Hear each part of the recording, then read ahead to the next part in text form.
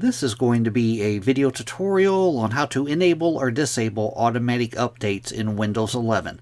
Let me jump over to my desktop here.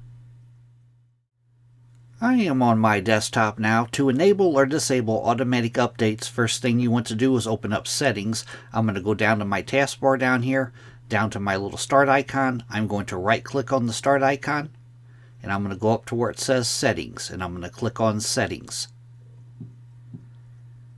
Now in the dialog box that opens, the pane off to the left hand side, the very bottom, you want to click on Windows Update.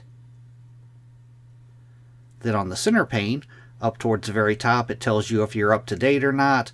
Off to the right hand side, there's a button you can manually check for updates here.